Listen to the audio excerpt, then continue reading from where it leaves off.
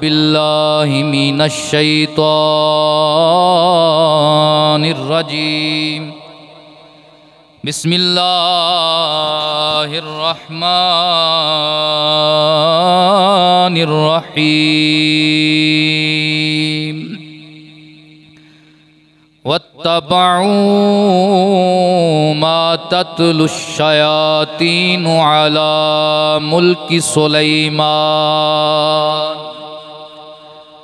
वमा कफर सुलैमान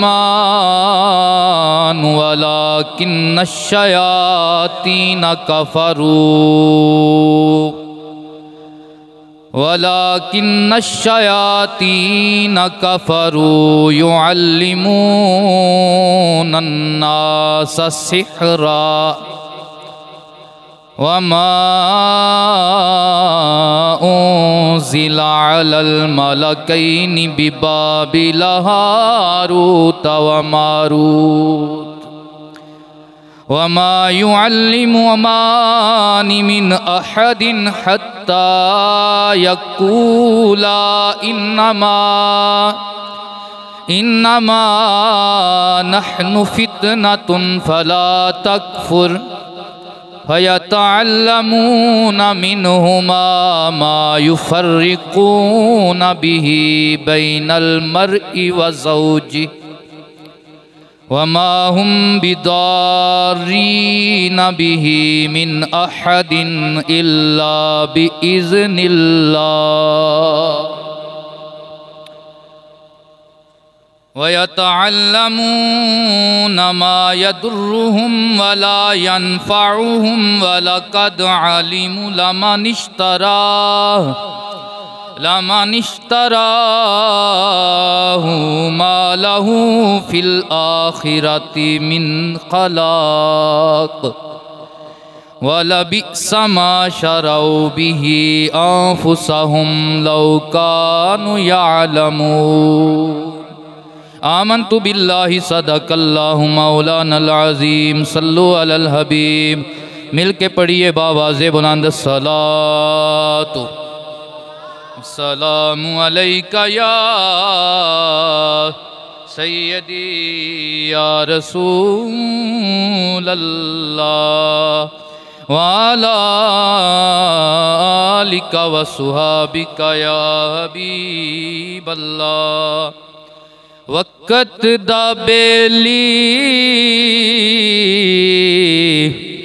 हर कोई बनेदा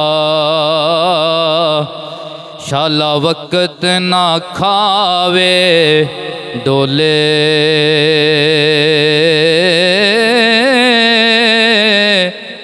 सज्जन बने दुश्मन बैंदे जदों बहत नू पैण रोले। वक़्त सलामत होवे माही सज्जन आण खलोंदे ने कोले गुलाम फरीदा सदा वक़्त नहीं रहंदे कदी मासे ते कदी तोले। बाद हम्दुस्सला नहायत ही वाजिबुल इहतराम मेरे अज़ीज़ बुज़ुर्गों, दोस्तों, अज़ीज़ तलबाए हिफ्ज़ुल कुरान, मेरी इज़्ज़त माँ पर्दादार माओ बहनों तमाम को अस्सलामु अलैकुम व रहमतुल्लाहि व बरकातुहू। आज के खुतबा जुम्मा के अंदर हम जादू की शरई हकीकत और दाम तवीज़ करवाना, तावीज़ गले में लटकाना, इसके हवाले से जो अल्लाह और उसके रसूल ने अहकामात बयान फरमाए हैं वो अर्ज़ करेंगे। सबसे पहले ये याद रखें कि जादू, काला इल्म करना, करवाना, ये ईमान को और बंदे की जान को हलाक कर देने वाला अमल है। जादू, इसको इस्लाम में नापसंद किया गया है, क्योंकि जादू में अक्सर यही होता है कि बंदा वो काम करता है, उन कामों के ज़रिए बंदा किसी को नुकसान पहुंचाने की कोशिश करता है कि जो काम बंदे को कुफर तक ले जाते हैं, अल्लाह के अहकाम की नाफरमानी तक ले जाते हैं। बंदा जितना शयातीन के करीब होता है, उसके जादू में उतनी पावर होती है। जितने शैतानी अमल ज़्यादा करता है, उसके काले इल्म में, काले अमल में ज़्यादा पावर आ जाती है, ताकत आ जाती है। ये जो खबाइस, खबीस, नजस लोग जादू और काला इल्म करते हैं, और अक्सर बीबियां ये जादू करवाती हैं, ये इतना बुरा अमल है कि वो बसा औकात कुरान मजीद को पेशाब के साथ लिखते हैं, शराब के साथ लिखते हैं, कुरान मजीद को उल्टा पढ़ते हैं, कुरान मजीद को अपने पाँव के साथ बांध कर टॉयलेट में, गंदी जगह में ले जाते हैं, ताकि शैतान को खुश किया जाए और हमारा काम अच्छे तरह हो जाए, हम ताकि किसी को जल्द अज जल्द नुकसान पहुंचा सके। तो इस्लाम के अंदर जादू को इसलिए नापसंद किया गया है कि ये बंदे की जान को भी लेता है, बंदे के ईमान को भी लेता है। बताएं कि जो बंदा शराब के साथ, पेशाब के साथ कुरान लिखेगा, हदीस लिखेगा, पाक कलाम लिखेगा, या कुरान मजीद के औराक को अपने पाँव के साथ बांध कर जमीन पे रौंदेगा, या कुरान मजीद को उल्टा पढ़ेगा, उसमें ईमान की रमक बाकी रह जाती है। इस्लाम तो है ये अदब का नाम, लेकुल्ले शैइन असास, असासुल इस्लाम अदब, हर चीज की बुनियाद होती है। अल्लाह ने इस्लाम की बुनियाद अदब पे रखी है, अदब पे अल्लाह ने इस्लाम की बुनियाद रखी है। बेअदबी ये शैतानी कामों में से है, बेअदबी ये रहमान के बंदू का काम नहीं, ये शैतान के गुलामों का काम है। और जो रहमान वाले होते हैं, जो हबीबे रहमान वाले होते हैं, उनके अंदर अल्लाह के रसूल का भी अदब होता है, रसूलुल्लाह की हर निस्बत का भी अदब होता है, अल्लाह के कलाम का भी अदब होता है। तो जितना बंदा शैतानी काम करता है, शैतानी उमूर करता है, शैतान को जितना राजी करता है, उतना वो करीब चला जाता है। हजरत आयशा सिद्दीका उम्मुल मोमिनीन, महबूबा महबूबे कायनात, सदीक़े अकबर की सदीका बेटी, आप रवायत फरमाती हैं कि मैं नबी करीम सल्लल्लाहु अलैहि वसल्लम का विसाल हो चुका था। एक दो दिन गुजरा था कि मैं हुजरा में बैठी थी कि एक मुसलमान औरत आई और आकर रोने लगी और कहने लगी कि मैं अल्लाह के नबी का दीदार करना चाहती हूँ। हज़रत आयशा सिद्दीक़ा रज़ियल्लाहु ताला अन्हा ने फरमाया कि हज़रत नबी करीम अलैहिस्सलातु वस्सलाम का तो कल से परसों से विसाल हो चुका है। हज़रत आयशा सिद्दीक़ा रज़ियल्लाहु ताला अन्हा की ज़ुबान से जब उसने ये सुना तो वो फूट फूट कर रोई। हज़रत आयशा सिद्दीक़ा, आपने फरमाया क्या तेरा दुख क्या है, तेरा दर्द क्या है, वो बयान कर। उसने कहा बात यह है कि मेरी हामद के साथ नचाकी थी, तो मैंने हामद के लिए काला इल्म करवाने का सोचा, तो एक यहूदिया औरत के पास गई जो काला इल्म करती थी, मैं उसके पास गई, उसने मुझे आंखें बंद करवाई, कुतिया के ऊपर बिठाया। जब कुतिया के ऊपर मैं बैठी तो हम दोनों बाबल के उस कुएं के पास चले गए, जो कुआं दो फरिश्तों हारूत और मारूत के साथ निस्बत रखने वाला कुआं है। वहां पे गई और उसके बाद वहां पे जाने के बाद उसने मुझे कहा कि अगर तू चाहती है कि काला इल्म ज्यादा जल्दी अमल करे तो वो जो सामने तंदूर है उसमें जाकर पेशाब कर। मैंने वहां बोल किया, पेशाब किया, मैंने क्या दिखा, एक नूरानी शक्ल, खूबसूरत शक्ल, फौरन जल्द अज जल्द तंदूर से निकली और गायब हो गया आसमानों में। तो मैंने पूछा ये कौन चीज थी, तो उस औरत ने बताया कि ये तेरा ईमान था। जब तूने ये अमल किया शैतान को राजी करने के लिए ताकि काले इल्म में ज्यादा पावर आ जाए, तो तेरा ईमान जाया हो गया। तो मेरे दिल में ये खटखटा लगा कि मैंने बड़ा गलत सौदा किया है। तो मैं अब तौबा के लिए नबी पाक की बारगाह में आई, मैं तौबा के लिए। तो मैं इस बात को बतलाने का मकसद यह है कि काले जादू जो करवाते हैं, करवाती हैं, काले जादू वाले के पास जाते हैं, तो ये लोग सबसे पहले ऐसे अमल करवाते हैं कि जिनके जरिए रहमान को नाराज किया जाए और शैतान को राजी किया जाए, जिनके जरिए ईमान का बेड़ा गर्क हो जाए ताकि काले इल्म में पावर पैदा हो जाए। हज़रात गिरामी कदर, तो इसलिए हम मोमिन मुसलमान मर्दों को, हमारी माओं को, बहनों को ये चाहिए कि वो ऐसे कामों से बचें कि जिनके जरिए किसी की जान भी जाती है या ईमान जाता है, जिनके जरिए। और ये पुराने बुजुर्गों का एक बड़ा प्यारा मकूला है कि जेड़ा किसी वास्ते खड्डा कढ़दा है ਉਹਦੇ ਵਿੱਚ आप टहंदा है। ये गल है कि नहीं है? जेड़ा किसी वास्ते खड्डा कढ़दा है ਉਹਦੇ ਵਿੱਚ आप टहंदा है।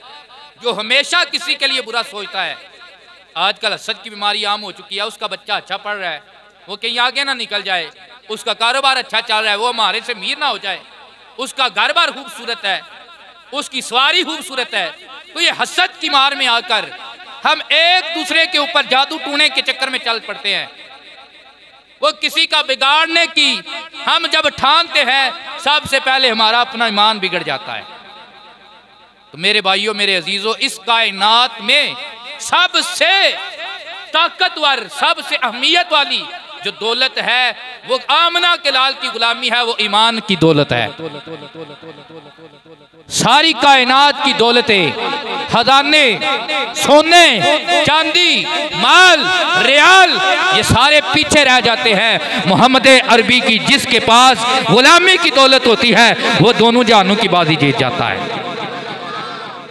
दोनों जहानों की बाजी जीत जाता है। तो कभी भी हसद में ना पड़े।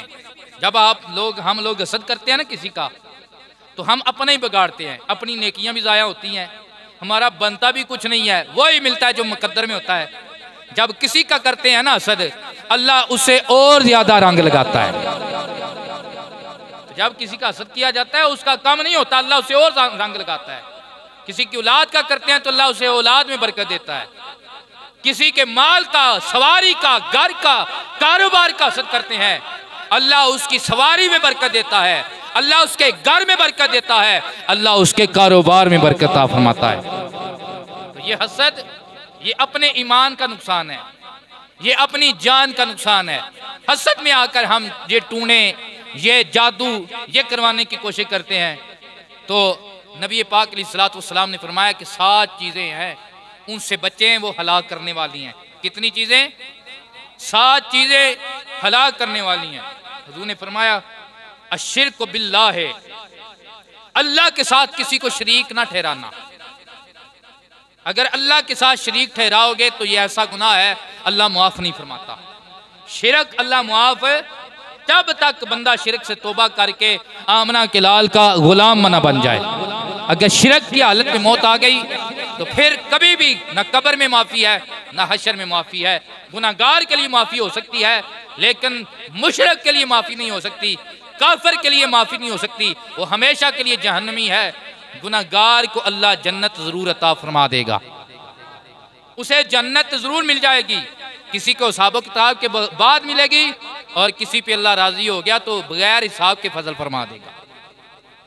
शिरक करना। नंबर 2, हुजूर ने फरमाया कि यतीम का माल खाना, यतीम का माल खाना ये भी हलाक करने वाला है। और नंबर 3, सूद खाना।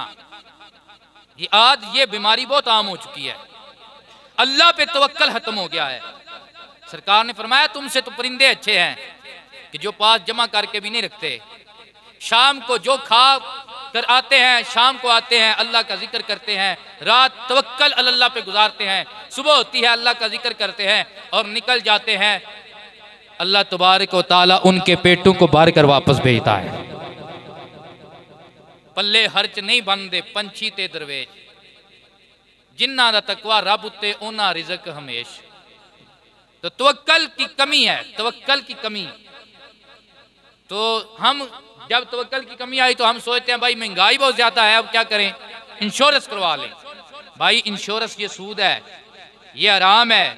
इंश्योरेंस के पैसे के साथ आप चाहते हैं ना कि मैं अपनी औलाद पे लगाऊंगा, मैं अपनी बच्ची की शादी कर लूंगा, तो वो घर बसते नहीं, वो औलादें कामयाब नहीं होती। जिनको हराम का रुपया लगाया जाए, जिनको हराम का रुपया खिलाया जाए, तो सूद नबी करीम अलैहिस्सलातु वस्सलाम ने फरमाया इसके 70 दर्जे हैं और उसका कम तर दर्जा यह है कि अपनी मां से ज़िना करना। इसके गुनाह का कम तर दर्जा क्या है? अपनी मां से ज़िना करना। और नबी पाक अलैहिस्सलातु वस्सलाम ने फरमाया कि हलाक करने वाले कामों में से एक काम यह है कि जादू टूना करवाना, जादू टूना करना या करवाना, तो ये हलाक करने वाले कामों में से है। तो मैंने आपके सामने सूरह बकरा की 102 नंबर आयत मुकस्सा तिलावत करने का शर्फ हासिल किया है। इसके अंदर अल्लाह तबारक व तआला ने जादू का जिक्र फरमाया है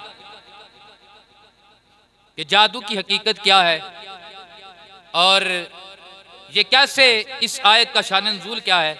वजह यह है कि हज़रत सुलेमान अलैहिस्सलाम को अल्लाह ने बहुत बड़ी बादशाही अता फरमाई थी, शर्क़ व गरब की बादशाही। 4 बड़े बादशाह हुए हैं, जिनमें से 2 मुसलमान थे और 2 काफिर थे। उन 2 मुसलमानों में से एक हजरत जुल्करनैन, क्या नाम है, जुल्करनैन, और दूसरे हजरत सुलेमान अलैहिस्सलाम। ये मुसलमानों में से हैं 2 बड़े बादशाह जिन्हें अल्लाह ने शर्क़ व गरब की बादशाही अता फरमाई। और हजरत सुलेमान अलैहिस्सलाम को जो अल्लाह ने बादशाह अता फरमाई थी, ना अल्लाह ने ऐसी ज़ाहिरी बादशाही पहले किसी बादशाह को दी है, ना बाद में किसी को दी है। हवाएं आपके लिए मुसहर कर दी गई, परिंदे आपकी बोलियां समझते थे, तहत आपका हवा में उड़ता था। आपके दरबार में बैठने वाले गुलाम की ये शान थी कि वो आंख झपकने से पहले हजरत सुलेमान के दरबार में मलका बिल्कीस का तख्ता हज़र कर लिया करता था। ये इतनी बड़ी बादशाही, जिनके वजीरों में, जिनके उम्मतियों में इतने इतने बड़ी शान वाले अल्लाह के वली आए, इतनी बड़ी बादशाही अता फरमाई। लेकिन एक बात याद रखना, सुलेमान वो सुलेमान है कि जिसने मिराज की शब मेरे आका कायनात के इक्तदा में नमाज अदा करके ये अर्ज किया था, अक्सा दे विच आका मेरे पढ़ के नमाज पिछे तेरे नबियां नू ये कहना पिया तेरे जिया कोई नहीं। नबी पाक अलैहिस्सलातु वस्सलाम ने फकर को इख्तियार फरमाया है। अर्श पे भी बादशाही हुजूर की है, फर्श पे भी बादशाही हुजूर की है, दर हकीकत बादशाही हुजूर की है।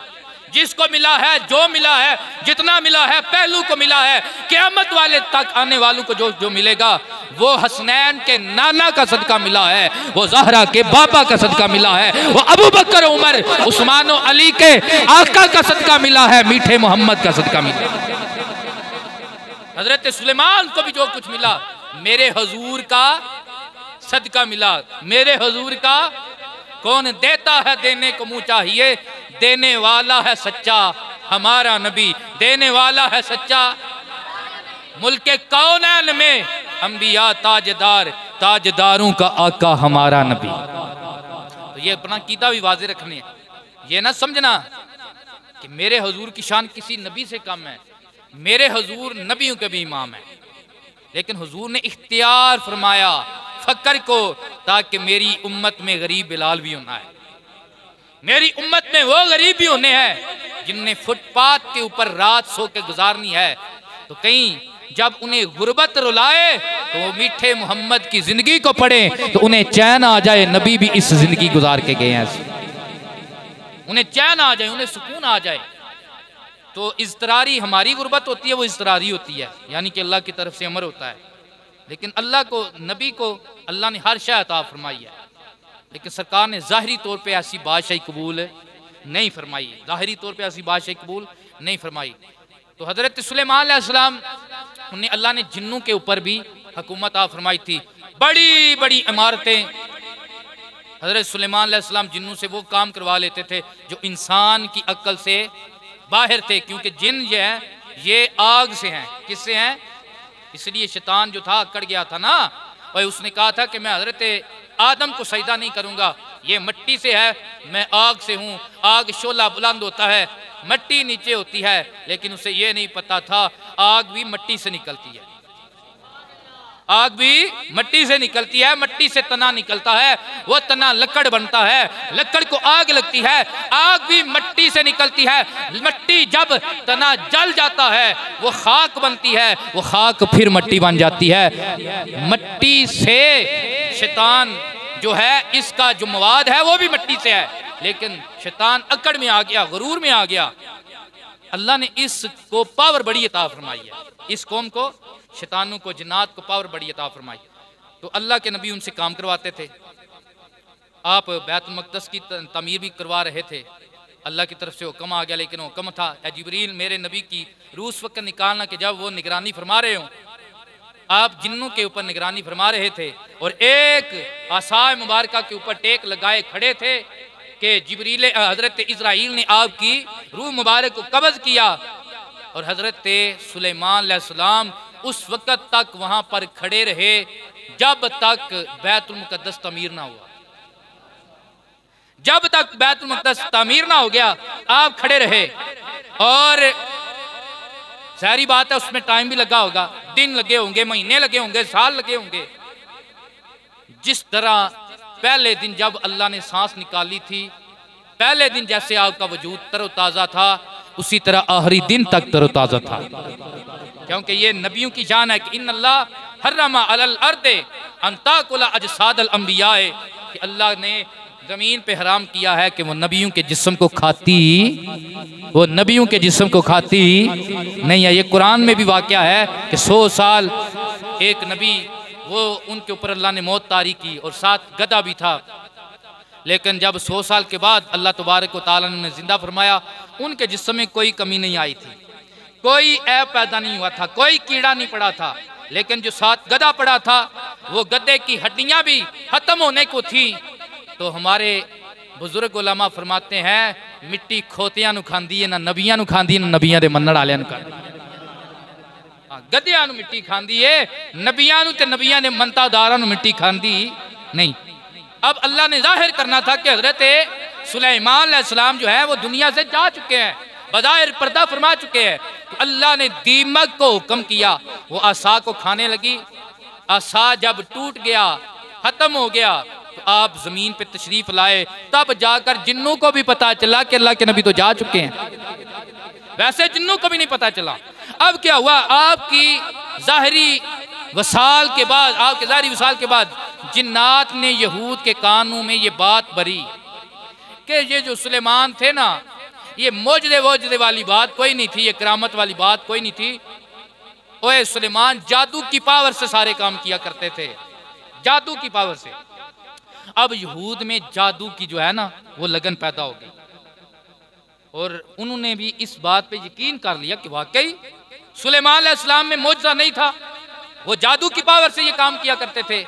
तो अल्लाह तबारक व तआला ने उसकी तरदीद फरमाई। सूरह बकरा की आयत नंबर 102 में हाल के कायनात इरशाद फरमाता है, मोहब्बत से कहिए सुबहान अल्लाह। रब्बे करीम फरमाता है वत्तबाउ मा तत्लु शयातीनु अला मुल्की सुलैमान वमा कफरा सुलैमानु वलाकिन्न शयातीन कफरू युअल्लिमून अन्नास सिहरा। तो जो यहूद हैं उन्होंने शयातीन की पैरवी शुरू कर दी जादू के काम में।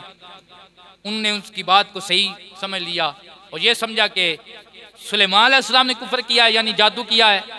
यहाँ पे जादू को अल्लाह ने कुफर के साथ तबीर फरमाया है, जादू को अल्लाह ने कुफर के साथ। मेरी तरफ तवज्जो है ना, जो मोहब्बत के साथ सुन रहे हैं वो कहें सुभान अल्लाह।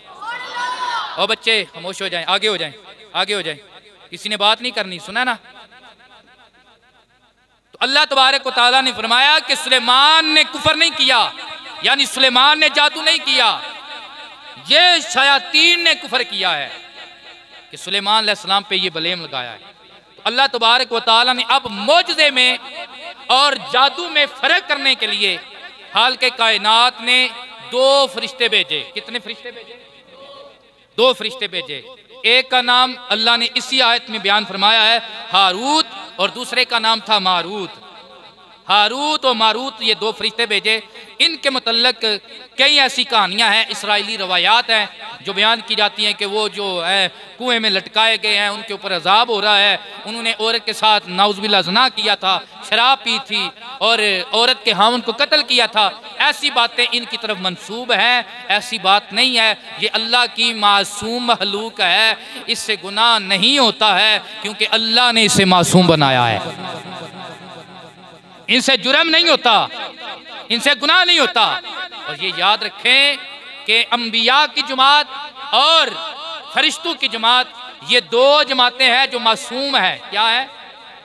इनसे जुर्म, इनसे गुनाह सरजद नहीं होता, इन्हें अल्लाह ने मासूम बनाया है।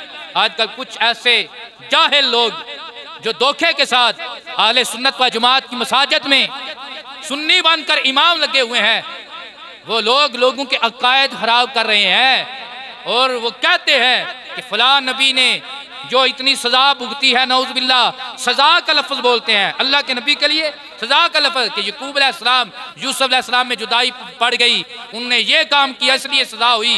हज़रत यूसुफ अलैहिस्सलाम को कैद हुई, उन्हें ये काम किया तो ये सजा हुई। नौज़ुबिल्लाह, सजा मुजरिम को दी जाती है, मासूम को नहीं दी जाती। नबी मासूम होते हैं। नबी के लिए सजा का लफ्ज़ बोलना ये नबूवत की सरासर गुस्ताही है, और गुस्ताहे नबी वो वाजिबुल कत्ल है। अगर कत्ल नहीं कर सकते तो कम अज कम कानूनी कार्रवाई करना ये एक सच्चे मोमिन मुसलमान का उसके ऊपर हक है कि वो ऐसे लोगों के मतलब अपने इल्म हक को बुलंद करे ताकि पता चल जाए कि मोहम्मद अरबी के गुलाम सिर्फ नमूसे रिसालत के रखवाले नहीं है बल्कि 1.25 लाख अंबिया की नमूस के रखवाले हैं। ये जातियाती मसाइल नहीं, ये ईमान और कुफर की बात है, ये हक को बातिल की बात है, अपने ईमान को बचाने की बात है। तो कुछ लोग खबीस लोग वो ऐसी बातें करते हैं कि नबी को सजा हुई जी, नबी ने गलती की, तो नबी के लिए सजा का लफ्ज बोलना कुफर है। क्या है? कुफर है, और नबी की नबूवत की ये तौहीन है। तो तवज्जो करें, ये अकायद की बातें दरमियान में समझा देना ये भी ज़रूरी होता है ताकि कोई भी किसी नबी के मुतल्लक हल्का जुमला ना बोले। तो हारूत और मारूत को अल्लाह ने भेजा, उन्हें जादू का इल्म अता करके भेजा कि जाओ इन्हें जादू सिखाओ ताकि जो सीख जाए उन्हें पता चल जाए जादू और है और नबी का मौजज़ा और है। जादू और है और उंगली के इशारे के साथ डूबे सूरज को वापस पलटाना और है, और उंगली के इशारे के साथ चढ़ते हुए चांद को 2 टुकड़े करके कदमों में लाना और है। कदमों में लाना और है। जादू में और मौजने में बड़ा फर्क है। अच्छा, बसा औकात बाल लोग ऐसे करतब कर लेते हैं तो फिर उनके जरिए से वो सूखे को हरा भी कर सकते हैं। ये आपने दज्जाल का नाम सुना है? सुनिए जी ना, दज्जाल आएगा, हदीस कहती है वो सूखे को हरा भी करेगा, खुश्क को हरा करेगा, और उसके जरिए भी बारिशें नाज़िल हो जाएंगी। तो ये इस बात की दलील है कि अल्लाह तबारक व तआला बसा औकात जो नाहक लोग होते हैं, जो बातिल लोग होते हैं, उन्हें भी इख्तियार दे देता है, लेकिन उनका ये करतब मौजज़ा नहीं होता, करामत नहीं होती, क्योंकि नबी का खिलाफे आदत कोई काम वो अल्लाह का उसका मौजज़ा होता है ताकि उसके जरिए दीन का झंडा बुलंद हो जाए। वली का खिलाफे आदत काम वो करामत होती है ताकि नबी के दीन का झंडा बुलंद हो जाए। लेकिन अगर काफर के हाथ पे अल्लाह कोई ऐसा इख्तियार रख दे उसे इस्तिदराज बोलते हैं। क्या बोलते हैं? इस्तिदराज बोलते हैं। और ऐसे लोग जो होते हैं उम्मत के ऊपर आजमाइश होते हैं कि भाई इस करतब को वलायत की, इस करतब को कुर्बे इलाही की निशानी ना समझना, बल्कि वलायत की निशानी यह है अल्लाज़ीना आमनू व कानू यत्तकून, जो ईमान वाला भी है और नबी की सुन्नत पे चलने वाला भी है। जिसे देखे जिसके पास बैठे तो तुझे क्या है, रब याद आ जाए। क्या याद आ जाए? रब याद आ जाए। तो अल्लाह तबारक तआला ने हज़रत हारूत को मारूत को भेजा। इनके मतलब जो कहानियाँ है ना, वो उनकी कोई बुनियाद नहीं है, उनका इस्लाम के साथ कोई तल्लक नहीं है। फरिश्ते मासूम होते हैं, नबी मासूम होते हैं। अल्लाह इन्हें जना से, अल्लाह इन्हें शराब से, अल्लाह इन्हें कत्ल गारत से महफूज रखता है। ये ना हक किसी का कत्ल करते हैं, ना किसी से जना करते हैं, ना शराब पीते हैं, ना कोई ऐसा अमल करते हैं जो अल्लाह के अहकाम के हुक्म के खिलाफ हो, बल्कि ये वही करते हैं जो अल्लाह हुक्म अता फरमाता है।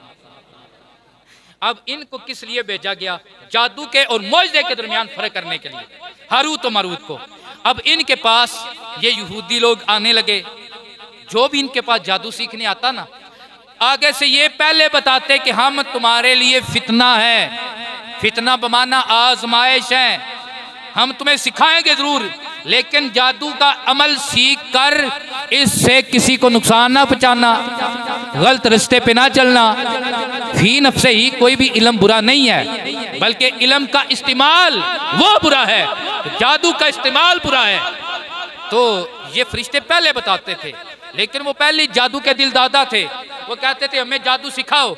और जादू किस बात का अक्सर सीखते थे कि हमें इस बात का जादू सिखाओ कि हम वो दो मियाँ बीवी हैं, बड़े प्यार से रह रहे हैं, बड़ी मोहब्बत से रह रहे हैं, तो हम उनके दरमियान क्या करें, फूट डाल दें। क्या करें? हम उनके दरमियान जुदाई डाल दें।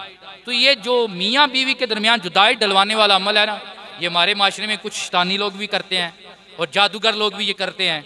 और शैतान सबसे ज़्यादा खुश उस वक्त होता है कि जब उसका कोई चेला के कहता है कि मैंने आज मियाँ बीवी में इतनी लड़ाई डलवाई कि मर्द ने औरत को तलाक दे दी।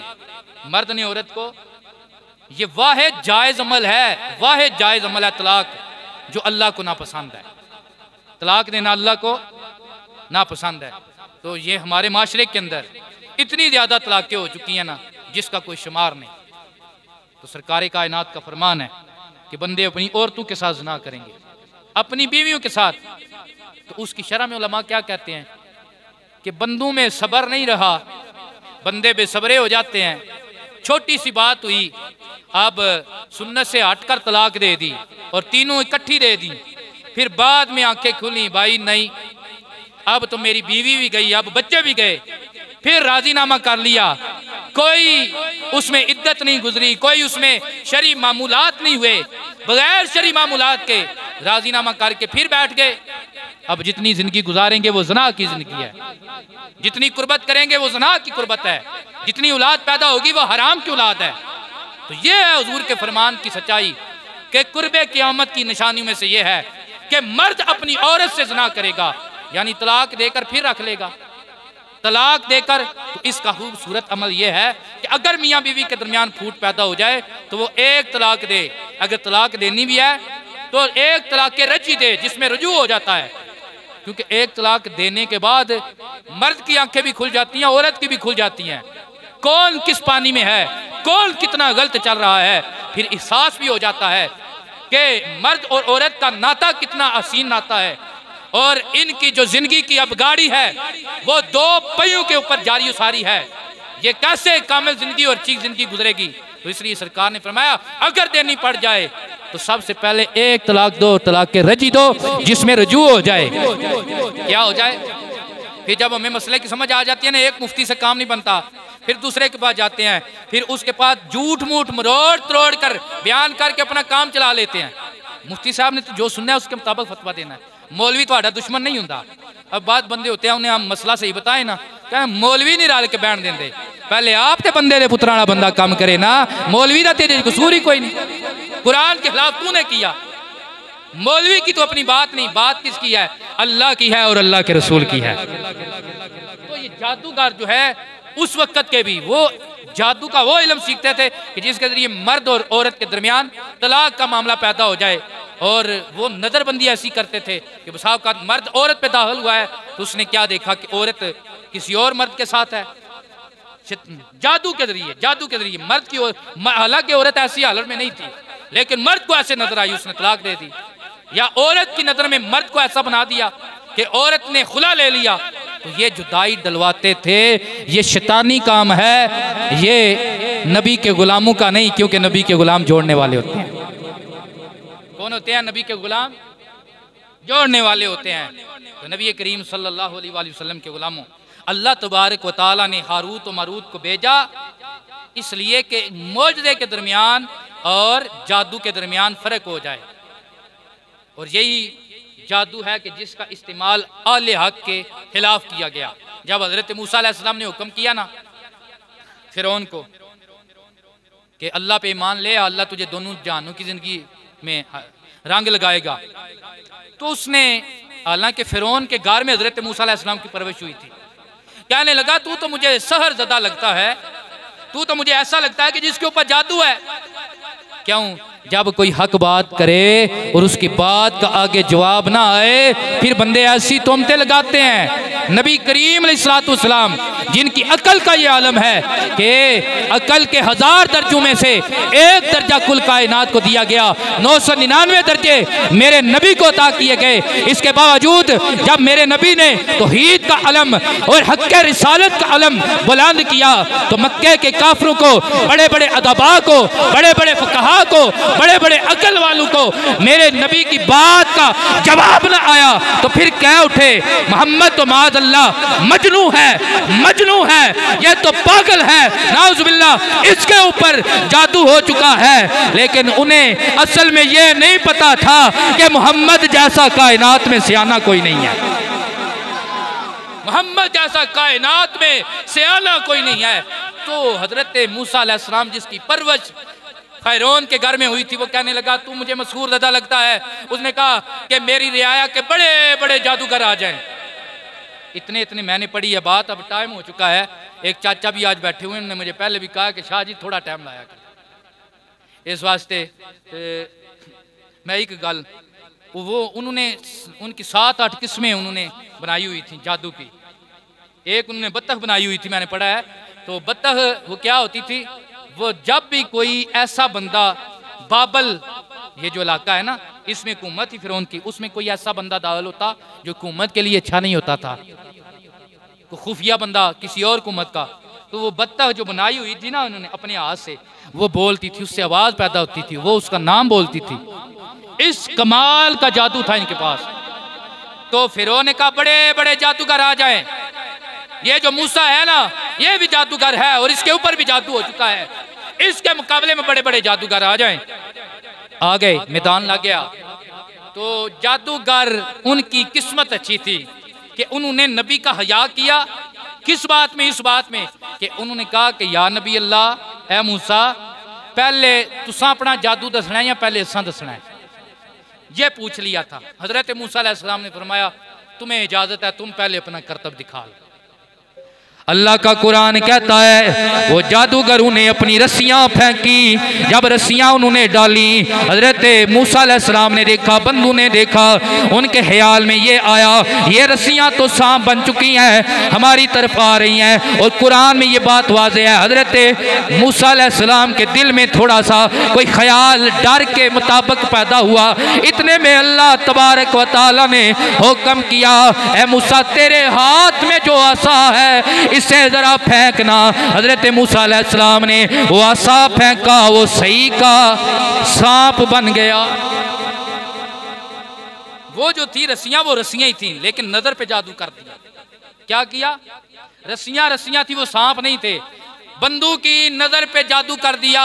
हर बंदे के दिल में खौफ पैदा हो गया, ये तो यार सांप हमारी तरफ आ रहे हैं, हमें ये डस देंगे। लेकिन जब हजरत मूसा ने आसा फेंका अल्लाह के हुक्म के साथ, वो आसा ना रहा बल्कि वो सही सालम का वो बड़ा अजदहा बन गया। अजदहा बन के वो एक एक सांप को उगलने लगा, निगलने लगा, खाने लगा। जब बड़े बड़े जादूगरों ने ये देखा, फिरौन भी ये मंजर देख रहा था, वो जादूगर आए, मूसा अलैहिस्सलाम, हारून अलैहिस्सलाम दोनों के कदमों में गिरे और अर्ज करने लगे, आमन्ना बे रब्बे हारून व मूसा, हम मूसा और हारून के रब पे ईमान लाते हैं। हर मूसा और हारून के रब पे बड़े बड़े जादूगर वो समझ गए, उनके दिल ने गवाही दी कि यार ये जो हमने फेंका है ये जादू है, जो मूसा ने फेंका है ये मौजज़ा है। जादू में और मौजज़े में फर्क होता है। जादू मौजज़े के बराबर नहीं हो सकता। जो हमने फेंका है ये जादू है, जो मूसा ने फेंका है ये मौजज़ा है। और मौजज़ा कभी भी बातिल वाला नहीं दिखा सकता। मौजज़ा उसी से सादर होता है जो हक वाला होता है। उन्होंने ईमान लाया तो उलमा कहते हैं जो पहले उन्हें इजाजत ली थी ना, दरबारे रिसालत का उन्हें अदब किया था, मूसा पहले आपने फेंकना है या पहले हमने फेंकना है, तो मूसा अलैहिस्सलाम से जो इजाजत ली थी अल्लाह ने इस अदब का सदका उन्हें ईमान की दौलत अता फरमाई। बेअदबा मकसूद ना असल ना दरगाह टोई, बाज अदब मकसूद ना मिलदा ते ना पहुंचे मंजिल कोई, ना पहुंचे मंजिल। तो ये सितारों पे यकीन रखना ये कुफरियात में से है। सितारों पे यकीन रखना, ये जो होता है ना यार बारिश की दुआ होनी है, नेट वाले की आंदे ने ये नेट पे यकीन ना रखें, ये मोमिन का शेवा नहीं है। हम इस बात में पढ़ चुके हैं ना। ये ऐप रखनी छोड़ दें, अल्लाह पे छोड़ दें। समझ आ रही है? अल्लाह पे छोड़ दें। ये जो फलकियात के इल्म ये इस तरह यकीन किस पे रखें? अल्लाह पे। यार कदू होनी उदू होनी जदू अल्लाह हुक्म करना है, ऊंज बनिया भी वसना नहीं, इस पे यकीन नहीं रखना।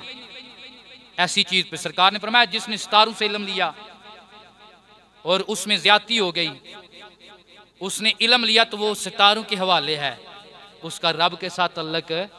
तो इब्राहीम अलैहिस्सलाम ने क्या कहा था? उस सितारों को खुदा मानने वाला, अच्छा ये सितारा मेरा रब है। जब वो सितारा डूब गया, हाँ जो डूब जाए वो खुदा नहीं होता, जो डूब जाए वो माबूद नहीं होता। अच्छा ये तुम चांद की परस्तश करते हो, ये चांद मेरा रब है, जब वो डूबा फरमाया जो डूब जाए वो रब नहीं होता। अच्छा सूरज तो बड़ा है, ये रब होगा। बात समझाना मकसद था। जब सूरज डूब गया फरमाया जो डूब जाए वो लायक इबादत नहीं होता। सुनो काफरो, मेरा रब वो है जो सूरज को भी तलू करता है, चांद को गुरूब करता है, सूरज को तलू करता है, चांद को ग़ुरूब करता है। तो हमारा यकीन सितारों पे नहीं है बल्कि सितारों को पैदा करने वाले पे है। हमारा यकीन चांद पे नहीं है बल्कि चांद को पैदा करने वाले पे है। हमारा यकीन सूरज पे नहीं है बल्कि सूरज को पैदा करने वाले पे है। अब ये इस आयत का मैं सारा तर्जुमा करूं तो फिर बात लंबी हो जाती है। सारा मुद्दा ये है, अल्लाह फरमाता है ये जो जादू करते हैं इसका इल्म भी हमने फरिश्तों के जरिए दिया है, लेकिन ये आजमाइश है कि इसे सीख कर हक के रास्ते पे कौन चलता है, इसे सीख कर किसी को नुकसान कौन पहुंचाता है। और ये सुन लो कि ये इल्म भी हमने दिया है, जादू का असर भी हम ही देते हैं। अल्लाह चाहे तो जादू नुकसान देता है, अल्लाह ना चाहे तो जादू नुकसान है। बोले बोले अल्लाह ना चाहे तो जादू नुकसान है नहीं देता। लेकिन बसा औकात हमने फायदा लेना होता है, फायदा लेना होता है। बसा औकात हम ऐसे रास्ते से फायदा लेने हैं जो रास्ता हराम है। पैसे आपने कमाने हैं, यार मैंने अमीर होना है, क्या होना है? अब दो रास्ते हैं, एक है सूद का रास्ता, एक है हलाल का रास्ता। हलाल के रास्ते से भी पैसे आते हैं, सूद के रास्ते से भी पैसे आते हैं, आते पैसे हैं, लेकिन जो सूद के रास्ते से नफा मिला वो हराम हो गया। जो नबी की इत्तिबा में तजारत और सच्ची तजारत के रास्ते में नफा मिला वो हलाल हो गया, बरकत बन गई। ऐसे ही ओए यार जादू के जरिए भी नफा मिलता है और नुरानी इल्म तवीज़ धागा जिसमें हम कुरानी आयत लिख देते हैं उसके जरिए भी नफा मिलता है, लेकिन जो जादू के जरिए मिला नफा वो हराम हो गया। जो किसी अल्लाह के वली के दम के जरिए या तवीज़ के जरिए मिला वो हलाल हो गया। क्या हो गया? हलाल हो गया। लेकिन यकीन किस बात पे रखना है? तावीज़ में ताकत, ऊंची बोलो, तावीज़ में ताकत, पावर कौन देने वाला है?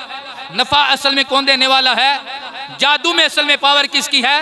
अल्लाह की है, जादूगर की नहीं। और सारी तकरीर का लुबे लुबाब ये है कि जादू करना, जादू करवाना ये मुसलमानों का शेवा नहीं है। इस मौजू पे मैं अगर और भी 30-40 मिनट लगा रहूं तो ये जादू पे मौजू पे इतना ज़्यादा मवाद है, लेकिन मकसद जो होता है कि मुद्दा को समझ लिया जाए कि जादू करने वाले, करवाने वाले वो जहन्नमी लोग हैं, वो अल्लाह के नाफरमान लोग हैं, और जो इससे बचने वाले हैं वो अल्लाह के प्यारे लोग हैं। इंशाल्लाह आइंदा जुम्मे पे मज़ीद कोई अच्छा मौजू अर्ज़ करेंगे। तो ये हमारे माशरे की कमज़ोरियाँ हैं। और इसके अलावा उशर के मौजू पे मैंने गुफ्तगू करनी थी, लेकिन मैंने देखा कि अभी कुछ लोग हैं वो अभी लगे हुए हैं, तो बंदे आखने विशाह जड़े ने अजय असा सांभी कोई नहीं है, पहले ही चोर नाल की आंदे ने।